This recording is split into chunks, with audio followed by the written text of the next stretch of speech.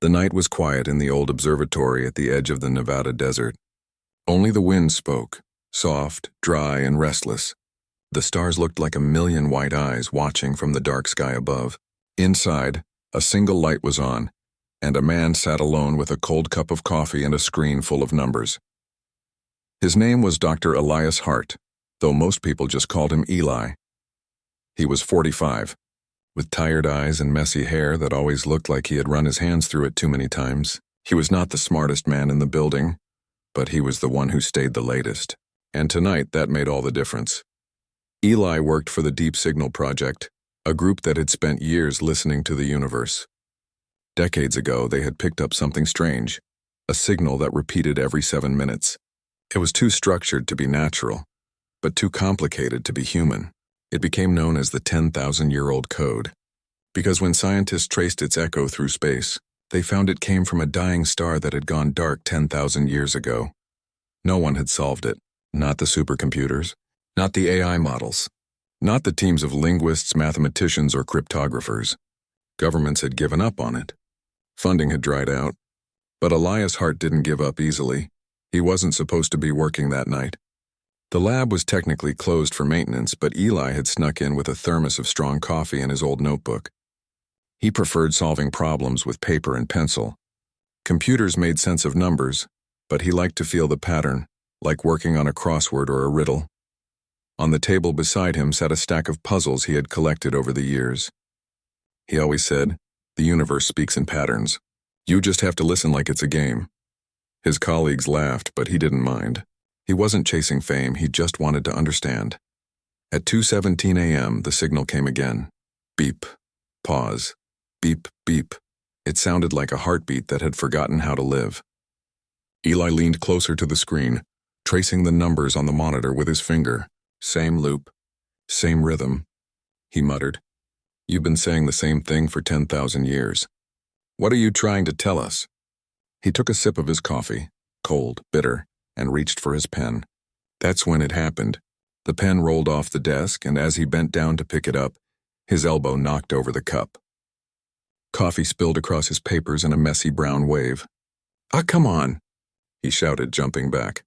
But as he looked at the soaked pages, his eyes froze.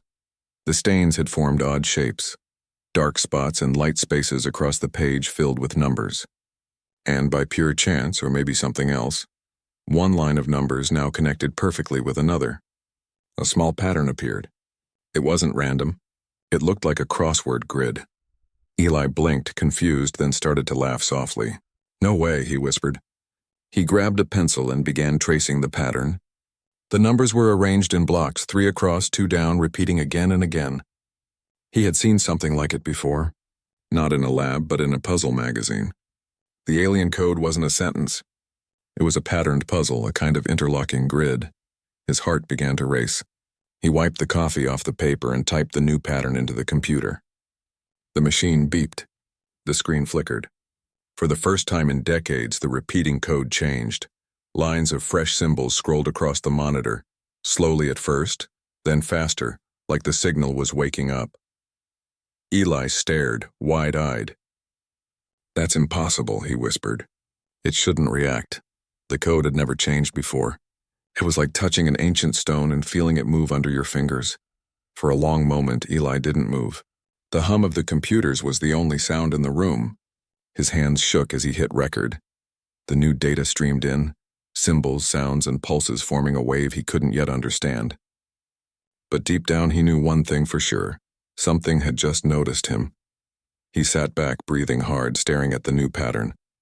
It looked almost alive, pulsing like it had a heartbeat of its own. The thought sent a chill down his spine. He suddenly felt very small, like a child who had just tapped the shoulder of a sleeping giant. Outside, the wind howled louder.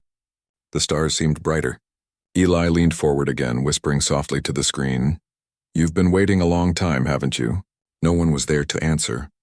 But in that silence, the code blinked once, twice, and for a brief moment he could swear he heard something behind the static. A voice, not human, not clear, but curious. He didn't know it yet, but this was the night that would change everything. A tired human with coffee and crosswords had just woken a code older than history, the 10,000-year-old alien code had finally met the mind that could understand it. The sun was already rising when Dr. Elias Hart finally looked up from his screen. He had spent the entire night staring at the strange pattern that had appeared after the spill. The alien code was no longer looping, it was changing. Every 7 minutes, new symbols appeared. They looked like a mix of numbers, waves, and lines, something between math and music. Eli rubbed his eyes. His brain ached and his coffee was long gone. He whispered to himself, "You're either a genius or losing your mind." He wasn't sure which one was true. For most people, decoding alien messages would mean complex algorithms and million-dollar machines. For Eli, it meant a notebook, a pencil, and a crossword puzzle. He pulled one from his drawer, a half-finished one from last week. He stared at the boxes, the black and white pattern. Then he looked back at the alien code on the screen. The shapes matched. It hit him like lightning. The aliens weren't writing words, they were writing patterns. Each group of symbols looked like clues in a crossword, each line connected to another. Maybe they weren't just sending data. Maybe they were testing whoever was reading it. Like a challenge, Eli said softly. They want to see if we can think like them. He started scribbling notes, writing numbers in grids, marking shapes that repeated. As he worked, the room filled with the soft scratching of his pencil and the quiet hum of machines. Outside, the sky turned gold, but Eli didn't notice. He was lost in the puzzle. By afternoon, his desk was a mess. Papers everywhere, ink stains on his fingers, and 3 empty cups of coffee. He hadn't eaten, hadn't moved.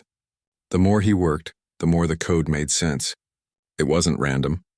It followed a pattern based on frequency, time, and position. Like musical notes forming a hidden melody. Every now and then he would stop and chuckle. "You clever bastards," he muttered. "You made math sound like music." He leaned closer to the monitor. The new section of the code glowed faintly blue. The lines pulsed in a rhythm. He tapped his pen on the desk in time with it. Beep, beep, beep. Pause. He felt the beat in his chest, and suddenly he realized something else. The pauses weren't random either. They were breaths. The signal had a heartbeat. Eli froze. He stared at the data, hardly breathing. "No," he whispered. "It can't be alive." But deep down he wasn't sure anymore. He decided to test a theory. He typed a small change into his computer, a mirrored version of one of the symbol lines. If the code was just static, nothing would happen. If it was something more, maybe it would react. He pressed enter. The monitor flickered once, then twice. A soft tone filled the room, low, almost like a whisper. Eli leaned closer. "Hello?" he said, half joking. The code blinked back once. He froze. His mouth went dry. He typed again. "If you can understand, blink twice." The symbols on the screen stayed still for a long moment. Then blink, blink. Eli's heart almost stopped. He jumped up, knocking over his chair. "Oh my God," he breathed. "It's real, it's talking back." He sat down quickly, shaking hands hovering over the keyboard. He typed another line. "Who are you?" The answer came slowly, the symbols shifting into new shapes he hadn't seen before. The translation program struggled but managed to form one line of text. "You hear. You think. You answer." Eli stared at it, his skin cold. It wasn't human. It wasn't even close to English. But somehow it understood him. He felt dizzy, overwhelmed. He looked up at the clock. He'd been working for over 18 hours straight. He whispered to the empty room. "How long have you been waiting?" The computer processed for a moment, then showed another line of symbols. When he ran the translation, the words appeared, "Longer than your world remembers."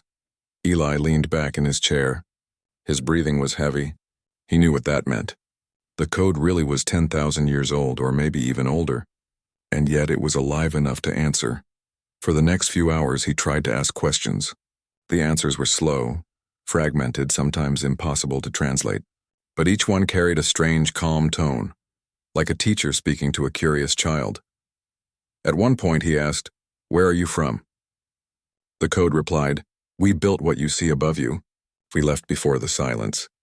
Eli looked up through the observatory dome. The sky had turned black again. Stars shone bright and cold. He realized they weren't just stars. Somewhere out there, the senders of the code still existed, or maybe their machines did. His stomach twisted. "Left before the silence?" "What silence?" He reached for his pen and wrote the words down in his notebook, underlined twice. Then, as if answering his thoughts, the computer beeped again. A new message appeared. Do not fear the silence. It is not empty. Eli's hand trembled as he wrote it. The meaning was unclear, but his instinct screamed that it wasn't a simple message. It was a warning. He sat there in the dark, surrounded by the soft blue glow of alien light. A single human, awake while the rest of the world slept, talking to something ancient. He didn't know if he was solving a puzzle or opening a door that had been closed for 10,000 years. Either way, the code was no longer quiet. And Elias Hart was no longer alone. The world outside was asleep, but inside the observatory, Dr. Elias Hart was wide awake. He hadn't left the building in 2 days. His beard had grown, his shirt was wrinkled, and his eyes were red from staring at the glowing screen. The alien code kept changing. Every hour, new lines appeared, small, elegant shapes that seemed to dance on the monitor. It was no longer just data. It was a living thing. Eli's desk was a storm of notes, coffee cups, and printed graphs. He scribbled numbers on one page, crossed them out, then started again. Every time he solved one small piece, the code gave him another. It was like the puzzle was leading him somewhere, testing him, teasing him, teaching him. He whispered under his breath, "You're playing with me, aren't you?" The lights flickered. The computer hummed louder, almost like it was answering. Eli's heart pounded. He wasn't scared exactly, but he felt watched. Sometimes, when he turned away, he could swear he saw the reflection of symbols moving on their own, glowing faintly on the glass walls. He rubbed his temples. "Get some sleep," he muttered. "You're hearing things." But he didn't stop. That night he made a mistake. A small one. A human one. He had been trying to align two sections of the code, the upper frequency and the lower signal. They didn't fit. For hours he pushed numbers, adjusted waveforms, and ran simulations. Nothing worked. Then in frustration, he hit the wrong key. Instead of typing 0.002, he typed 0.0020. A decimal in the wrong place. That one error should have broken everything, but it didn't. The screen flashed once, bright white. Then the entire code shifted. The repeating lines rearranged into a spiral, spinning slowly, expanding across the monitor. The spiral pulsed, each ring glowing with a faint blue light. The lab lights dimmed automatically, reacting to the sudden brightness. Eli stood frozen. What did I just do? The code was no longer flat data. It had become three-dimensional. His computer shouldn't have been able to do that. The interface wasn't programmed for visualization. But somehow it was showing him a rotating structure, a digital shape that looked almost alive. The spiral moved, twisting gently. For a moment it looked like a fingerprint. Then it stretched, turning into something that resembled a galaxy, an enormous swirl of light and shadow. Eli reached for the keyboard. "Hello?" he said softly. He didn't expect a reply, but the spiral changed. Its center darkened and new symbols appeared at the edge. Slowly, one line of text appeared at the bottom of the screen. "You have seen the door." Eli's breath caught. "The door?" he whispered. "What door?" The spiral shrank, spinning faster. The tone from the speakers grew deeper, like the sound of a storm far away. Then another line appeared. "Do not open what you do not understand." Eli swallowed hard. "Too late for that," he said with a shaky laugh. He hit record again, saving every line. His hands trembled as he typed, "Who are you?" No answer. The spiral faded, returning to the normal pattern. The computer beeped 3 times and then went silent. All systems returned to standby mode. Eli sat there staring at the dark screen. He had made a mistake, a simple decimal error, and the code had changed shape, spoken new words, and shown him something that felt ancient. He leaned back in his chair, whispering. It reacted. It knew. He replayed the data. The numbers didn't match any known pattern. They weren't language or sound or even logic in the way humans understood it. They were coordinates. Star coordinates. He checked them twice. Then a third time. The code pointed to a specific region of space, deep beyond Neptune where sunlight barely touched. Nothing had ever been there. No planet, no moon, just empty, cold space, or so everyone thought. Eli's heart raced. He loaded the star map software, entered the coordinates, and waited. The result appeared slowly, a dark point marked by faint radiation. Not a planet, not a comet. It was an object, metallic, silent. He zoomed in as far as the software allowed. The readings showed something massive but hollow, like a station or a machine drifting for ages. He whispered, "Is that where you came from?" For a long time, nothing happened. Then the screen flickered again. The same spiral reappeared, smaller this time, as if it was shrinking away. New text appeared, almost hesitant. "They are sleeping. Do not wake them." Eli froze. The air felt heavy. He stared at the words, reading them again and again. "Who's sleeping?" He typed quickly. "Who are they?" No reply. The spiral dimmed until only the faint blue glow remained. Then the monitor went black. Eli sat alone in the silence. His hands shook, but his mind was on fire. He had touched something he shouldn't have. But a part of him couldn't stop smiling. He had done what every scientist, every AI, every machine had failed to do. A mistake, one wrong decimal, had unlocked the first real contact between humans and an intelligence older than civilization. And that intelligence had just warned him. He looked at the empty screen, whispering to himself, "You said not to open what I don't understand." He smiled faintly. But isn't that what humans do best? The wind outside howled again, brushing against the dome of the observatory. Somewhere, deep in the void beyond Neptune, a long, silent machine flickered with faint light, as if it had just felt someone knock on its door, and the universe began to listen. The third night without sleep was always the hardest. Dr. Elias Hart could feel his mind slipping between focus and exhaustion. His hands shook from caffeine, his eyes burned from the screen, but he couldn't stop. Not now. The alien spiral had vanished hours ago, but the words it left behind wouldn't leave his head. "They are sleeping. Do not wake them." It sounded less like a warning and more like a prophecy. Eli had spent the last few hours trying to make sense of the last coordinates. The numbers pointed to something out near the edge of the solar system, far beyond Pluto, where even sunlight turned weak and cold. There were no official records of anything there. But when he dug deeper into old telescope archives, he found faint data from an unmanned probe. Just a shadow, a strange metallic glimmer. The file had been locked under classified for decades. He shouldn't have opened it. But curiosity had never listened to rules. The file showed a structure, massive, silent, spinning slowly in the dark. The notes beneath it called it Object Theta 19, origin unknown. The last line was stamped with a red mark. Signal identical to 10,000-year code. Communication terminated. Eli sat back, breathless. "You've been here all along," he whispered.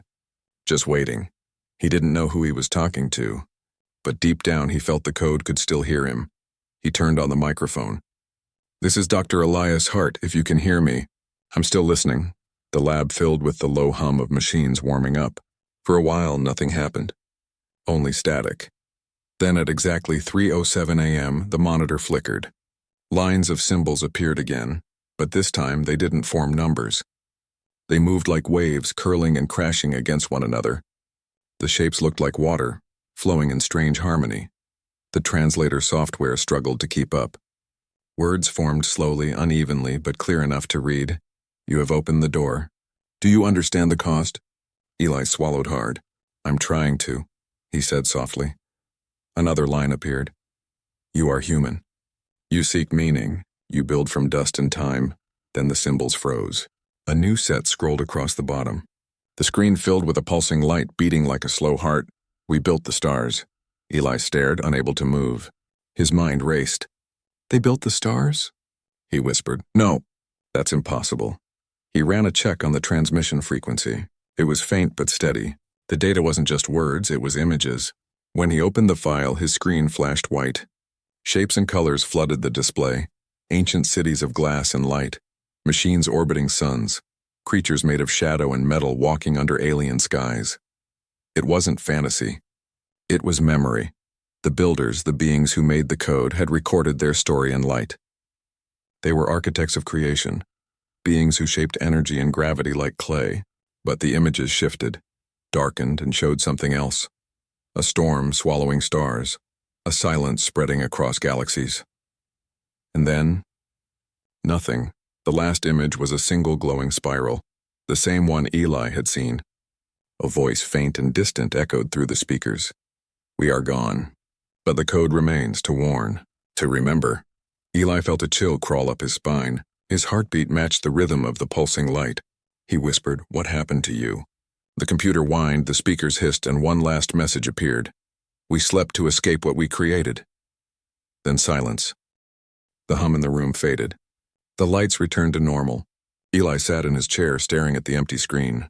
His hands were cold, his mouth dry. He had just spoken to something or someone older than human history. They had built worlds, written their legacy into light, and left a message for whoever was foolish or brave enough to listen. But what did sleep mean? Were they truly gone, or waiting somewhere in the dark, frozen but alive? He saved every byte of data to his private drive, encrypting it with a password only he knew. He didn't trust anyone else to handle this. Not the government, not the scientists who gave up, not even his own project team. Outside, the first light of dawn touched the desert horizon. The air shimmered with heat, but Eli didn't notice. He was still staring at the words glowing faintly on his monitor. "Do you understand the cost?" He whispered. "No, not yet." He closed his eyes and leaned back. For the first time he felt something strange. Not fear, but connection. Like the code was part of him now. Somewhere far away the signal pulsed once more. If someone had been watching from space, they might have seen a brief flicker in the void near Neptune, a faint spark on the edge of nothingness. And if they had listened closely, they might have heard a voice. Not human, not machine, just a whisper older than time. The listener has answered. The chain begins again. Eli's computer beeped softly, one final message flashing on the screen before it went dark. The builders remember their children. He sat motionless for a long time. The desert wind whistled through the vents, soft and cold. He didn't know what the words meant, but he could feel it deep in his chest. Something had started. Something that couldn't be undone. The universe had spoken, and Elias' heart had answered. The fourth night came without rest. The desert sky above the observatory was clear, but inside the air felt heavy, as if the room itself was holding its breath. Dr. Elias Hart sat alone again, the glow from his screen painting his face pale blue. The alien code still pulsed softly, alive but quiet, like it was waiting for him to speak first. He had read the last message 100 times. The builders remember their children. What did it mean? Who were the children? He ran the message through every translation program he could find. Each one gave him a different version. The creation remembers the makers. The seeds awaken. The dream remembers the dreamer. None made sense, and yet all of them did. Eli leaned back, exhausted. He rubbed his face and whispered, "Maybe I'm not talking to a machine at all." He stared at the spiral symbol on the screen. It was beautiful and terrifying at the same time. It pulsed slowly, like a breathing thing. He took another sip of cold coffee and started typing. "If you can hear me, what are the builders?" The signal flickered. The reply came fast, too fast for human speed. "They made the path. They made us." "They made you?" Eli froze. "Made us?" He repeated. "Humans." The next line appeared slower, like the code itself was thinking. "They left the seeds in your stars. You grew, you forgot." His hands trembled. His heart pounded. Was the code suggesting that humans weren't natural? That they were part of something older? He typed again, almost afraid of the answer. Why send the code? Why now? The screen brightened until it hurt his eyes. Symbols rained down, the machine humming louder than before. Then suddenly everything stopped. The final translation appeared one word at a time. Because the builders are stirring. The sleepers dream. The silence is ending. Eli's mouth went dry. He pushed his chair back, staring at the words. The silence is ending, he whispered. He looked toward the observatory dome. The stars shone bright and cold. For the first time, they didn't look peaceful. They looked alive. Watching.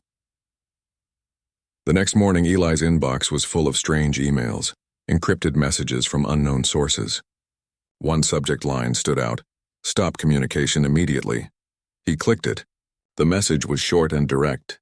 This is a restricted transmission. You have engaged with an active signal of non-terrestrial origin. Cease all attempts to respond. File secured under Defense Protocol 7A. He frowned. Defense Protocol 7A didn't exist, at least not publicly. He leaned back in his chair, muttering, They know. His phone rang.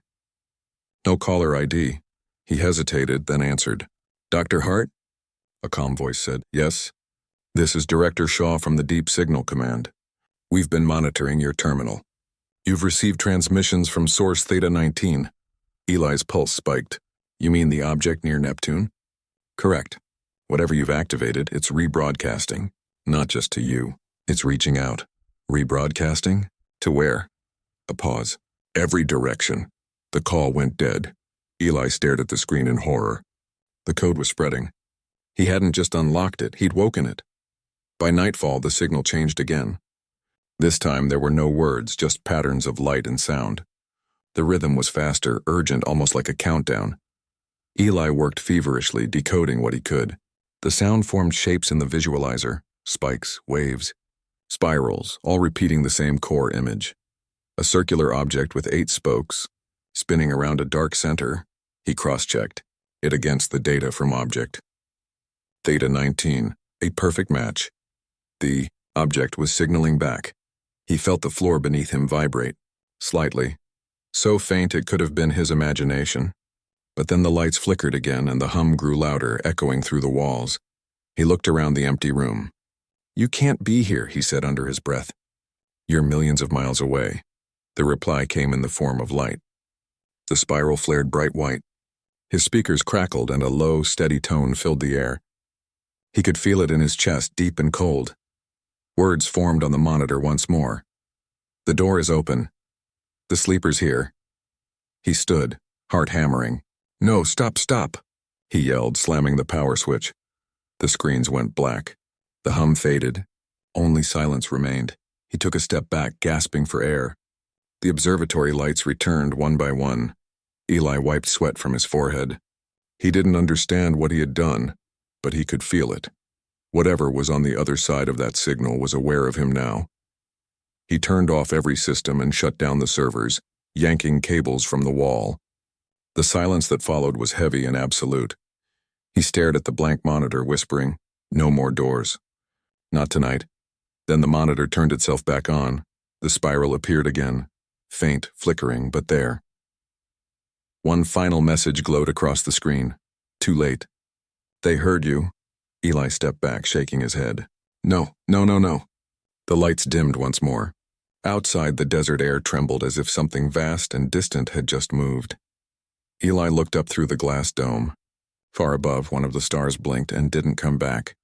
He whispered to the dark, "What have I done?" No answer came.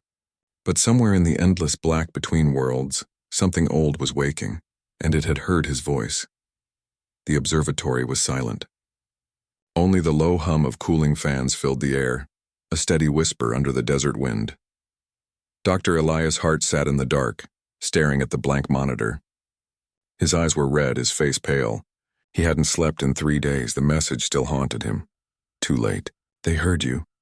He had replayed those words in his mind 1,000 times, each one heavier than the last. He knew he should have stopped.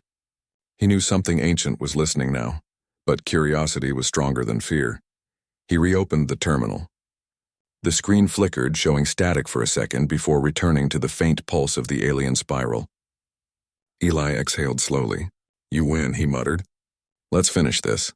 He typed a single command, one he'd been too afraid to use before. It connected his system to the deep space array, giving him direct access to long-range probes.